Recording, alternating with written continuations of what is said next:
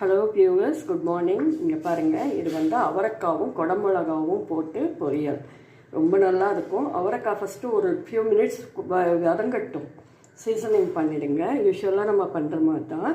அதுக்கப்புறம் நீங்கள் குடமிளகா போடுங்க, ஏன்னா குடமிளகா சீக்கிரம் வெந்துடும், அதனால். ஓகேவா?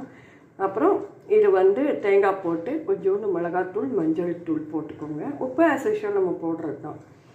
இது போட்டிங்கன்னா இந்த மாதிரி இந்த பொரியல் சூப்பராக இருக்கும், டேஸ்டியாக இருக்கும். சரிங்களா?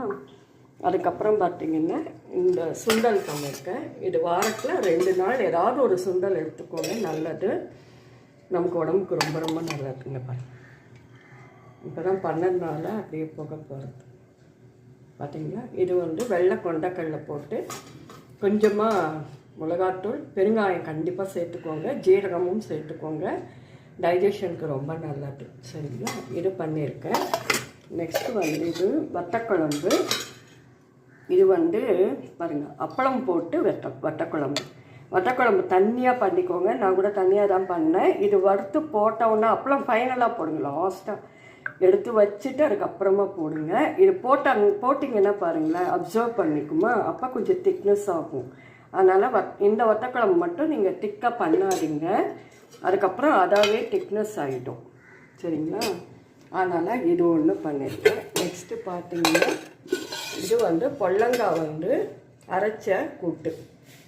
அதாவது காரம் எனக்கு பார்க்கறதுக்கு அப்படி இருக்கும். நான் காஷ்மீர் சில்லி போட்டிருக்கேன். அது ஜீரகம், தேங்காய், அப்புறம் கொஞ்சோண்டு அரிசி, இது எல்லாத்தையும் ஊற வச்சுருந்தேன்.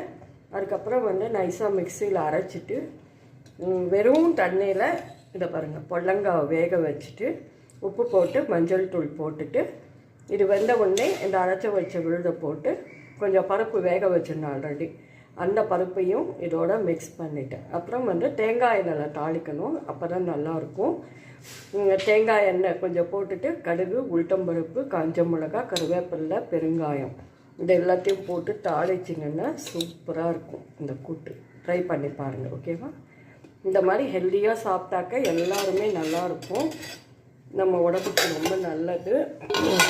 நம்ம வீட்லேயும் இருக்கிறவங்களுக்கு டேஸ்டியாக சமைக்கிறதுல நமக்கு ஒரு பெருமையும் சந்தோஷமும் கிடைக்கும். Thank you for your viewers. Thank you for your வாட்சிங்.